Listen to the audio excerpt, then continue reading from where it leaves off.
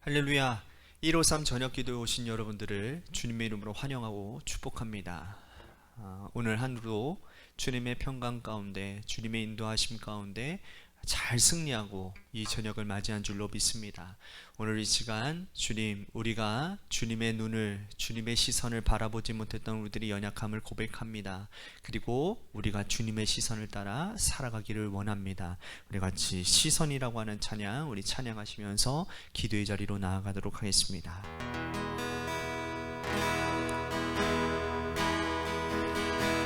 내게로부터 눈을 들어 주를 보기 시작할 때 주의 일을 보겠네. 내 작은 마음 돌이키사 하늘의 꿈 꾸게 하네.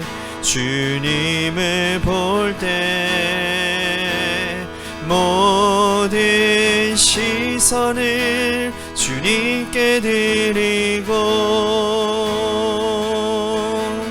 살아계신 하나님을 느낄 때 내 삶은 주의 역사가 되고 하나님이 일하기 시작하네. 성령이 나를 변화시켜 모든 두려움 사라질 때 주의 일을 보겠네. 황폐한 땅 한가운데서 주님 마음 알게 되리. 주님을 볼 때 모든 시선을 주님께 드리고 전능하신 하나님을 느낄 때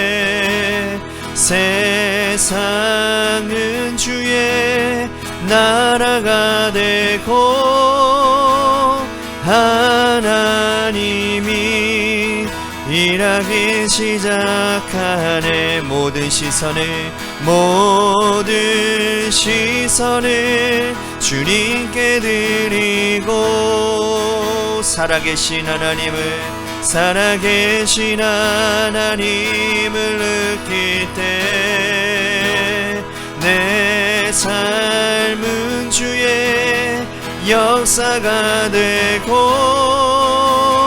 하나님이 일하기 시작한 모든 시선을 주님께 드리고 전능하신 하나님을 느낄 때 세상은 주의 나라가 되고 하나님이 일하기 시작하네.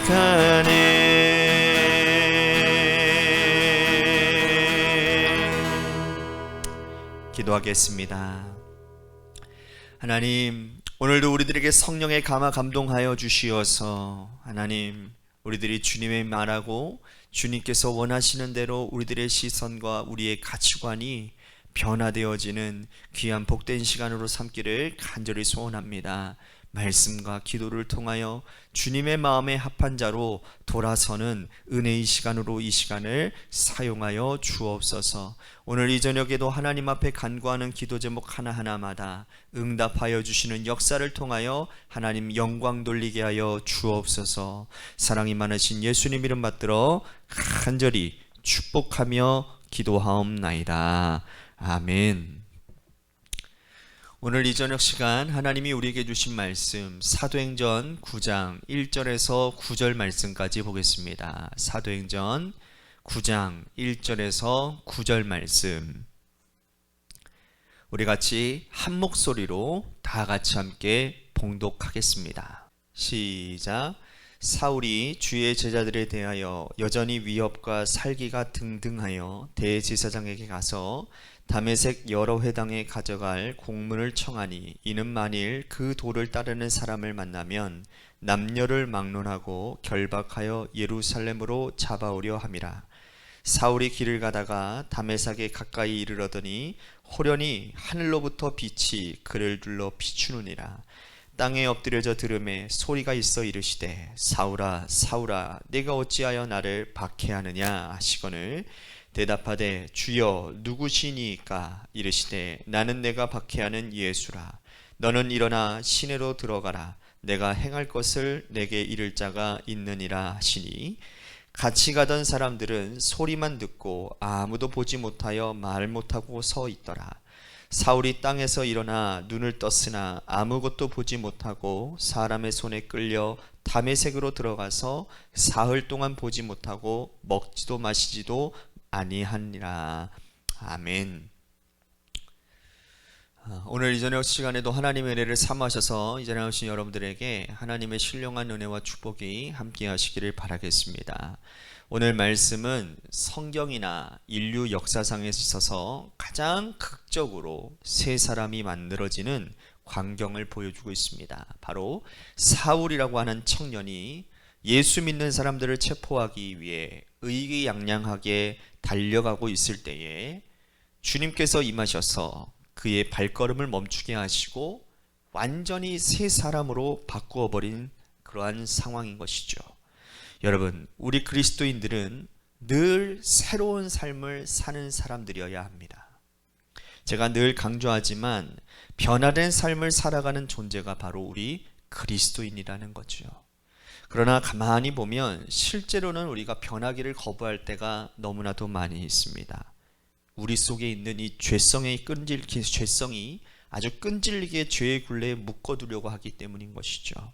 그래서 죄인인 우리가 스스로가 변할 수는 없고, 하나님이 우리를 새 사람으로 변화시켜 주셔야만, 하나님의 은혜가 임해야만, 전적인 하나님의 은혜가 임할 때 변하게 되는 것입니다. 그래서 우리를 새롭게 변화시키는 모든 것을 하나님의 은혜라고 얘기를 하는 거예요. 이 시간에는 주님께서 사울을 새 사람으로 만드시는 모습을 살펴보면서 우리들이 좀 연약해지고 나약해지고 게을러진 우리들의 모든 믿음 생활을 이 시간 좀 갱신할 수 있는, 변화받을 수 있는 은혜의 시간이 될 수 있게 되기를 바라겠습니다. 자, 그 첫 번째가 뭐냐? 주님은 먼저 잘못된 길로 가는 것을 멈추게 하신다라는 겁니다. 사울이 주님의 제자들을 체포하여 처형하기 위해서 열심으로 다메섹으로 달려가고 있습니다. 그러나 그때 주님께서는 그를 찾아오셔서, 주님이 먼저 찾아오시는 겁니다. 사울아 사울아 어찌하여 나를 박해하느냐라고 책망하시고 그 길을 멈추게 하신다라는 거예요. 참으로 사울은 자기가 하는 일이 잘하는 일인 줄 알았습니다. 주님께서는 그것이 바로 주님을 박해하는 것임을 깨우치시고 더 이상 그 일을 하지 못하도록 막으셨다는 거예요. 그렇게 우리가 잘못 가고 있는 것을 멈추게 하시는 것이 바로 은혜라는 겁니다. 주님께서는 사람들이 돈을 위해 달려가거나 세상 쾌락을 추구하거나 세상 명예 권세를 향해 달려가는 것을 멈추게 하십니다. 특히 교회에서 사역하는 분들도 자기 생각대로 교회 일을 하거나 아니면 성도들 사이에 잘못된 자들이 있으면 어느 정도는 주님께서 참으시지만 그것이 계속 진행되어지면, 더 심해지면 결국에는 주님께서 그 일들을 막으신다는 거예요. 저도 그렇고 우리 증축자분들도 그렇고 교회 안에서 어떤 일들을 우리들이 진행하다 보면 하나님께서 참 막으시는 그런 일들이 일어날 때가 있어요. 제가 목회하다 보면 그런 것들이 있잖아요. 저도 의욕적으로 또 제가 하나님 정말 제가 좋은 일이라고 생각하고 하나님과 상의하지 않고 그냥 막 나가려고 하면 어느 순간인가 하나님이 어떠한 환경 가운데서 막게 하시는 것을 제가 경험하게 되는 겁니다. 잘못되어진 거라는 거죠. 여러분, 그래서 바울은요, 자기가 변화되어지고 새로워진 이 모든 것이 하나님의 은혜였냐라고 고백하고 있는 겁니다. 여러분, 오늘 하나님께서 여러분들의 삶의 자리 가운데 막으시는 일들이 있다고 한다면 멈추시는 은혜가 있기를 간절히 소원합니다. 두 번째로, 진정한 인생의 주인이 누구인지를 깨우쳐 주시는 거예요. 자, 새 사람이 되기 위해서는요, 우리의 주인이 하나님이심을 바로 알아야 된다는 겁니다. 그래서 구약 성경에도 계속해서 뭐라고 얘기해요? 내가 너희를 인도하여 낸 여호와 하나님이다. 그죠? 나는 너희를 창조한 창조주다. 내가 너희를 낳았도다. 신약에서도 주님께서 계속 말씀하는 게 뭡니까? 나는 메시아다. 나는 선한 목자다. 나를 믿어야 산다. 너희가 내 안에서 거하여야 너희들이 열매를 맺을 수 있다. 주님께서 지금 바울의 영혼을 일깨워서 진실로 하나님이 우리의 창조주이시고 생명의 주권자 되심을 깨우치고 하나님을 바로 믿으며 살게 하신다라는 겁니다. 바울은 이렇게 주님을 만난 후에는 모든 일을 자기 뜻대로 하지 아니하고 사나 죽으나 주님의 것이로다 고백하며 철저하게 하나님의 뜻을 따라 그는 살았습니다. 세 번째로, 주님은 새 사람으로 만들기 위해서는 우리의 시각을 바꿔주신다는 거예요. 사울은 주님을 만남으로 인해 그 보는 시각이 완전히 달라졌습니다. 그래서 20절과 22절에 보면 예수님을 하나님의 아들로 보게 하고 그렇게 죽이려고 했던 제자들이 하나님의 백성으로 보이게 하는 거예요. 오히려 유대인들을 향해 예수님을 믿으라고 외치게 된 겁니다. 그야말로 사울은 불과 며칠 만에 완전히 가치관, 세계관, 시각이 다 달라졌어요. 참으로 주님께서는 우리의 잘못된 가치관, 우리의 잘못된 일생관, 우리들의 잘못된 시각을 고쳐서서 새 사람으로 만드십니다. 사람들이 주님을 만나고 나면 먼저 자기를 보는 눈이 달라지게 되어 있어요. 무엇보다도 자기 자신이 죄인이라는 것을 알고 회개하게 되는 것이죠. 그리고 우주 만물을 보면서 하나님이 만드신 창조물임을 보여지고 너무 아름답고 귀하게 보여 참 아름다워라 주님의 세계는 이렇게 찬양하게 되는 거예요. 그리고 다른 사람들을 봐도 그냥 보지 않고 주님의 은혜 안에서 그 사람들을 바라보며 그 영혼이 참 귀하다. 그래서 더 나아가서 원수까지도 사랑하게 된다는 거예요. 또한 세상의 부귀영화를 보며 살던 그 사람들이 사도 바울의 고백처럼 그 모든 것들을 배설물로 버리고 천국의 영광을 바라보며 새로운 소망 가운데 살아가게 되는 것. 여러분, 참 이런 이야기만 들어도 여러분들이랑 마음에 가슴이 막 설레어야 되지 않습니까? 설레지 않는다면 우리의 구원을 다시 한번 점검해 봐야 돼요. 구원이 취소되어진 것이 아니라 처음에는 이것들이 설레어지고 기분 좋고 이것들이 정말 여러분들의 삶의 전부였다고 고백했었잖아요. 다시 한번 점검해 봐야 돼요. 네 번째로, 우리가 사는 목적과 사명을 새롭게 깨우치신다는 겁니다. 주님께서는요, 장차 앞으로 9장 15절에서 사도 바울이 해야 될 일이 무엇인지를 일깨워 주십니다. 그것은 뭐냐면 내 이름을 이방인들과 임금들과 이스라엘 자손들에게 전하기 위하여 택한 나의 그릇이다. 내 이름을 위하여 얼마나 고난을 받아야 할 것을 내가 그에게 보이리라, 이렇게 말씀을 해요. 지금 사울은 예수 믿는 자들을 박해하고 처형하고 있지만 지금은 그 너머에서 더 멀리 바라보시면서 앞으로 주님의 복음을 위해 생명까지도 아끼지 않는 복음 전도자로 그를 세우시겠다라고 말씀을 하는 겁니다. 참으로 하나님은 죄 많고 허물 많은 사람들을 새롭게 만들어서 하나님의 사명을 감당하게 하시는 모습을 많이 보게 됩니다. 그 산증인이 저이기도 하고요. 여러분, 우리가 새로운 존재가 되었으면 하나님의 사명을 감당하며 살아야 됩니다. 그것을 위해 하나님께서는 우리를 새로운 존재로 바꾸어 주시는 거예요.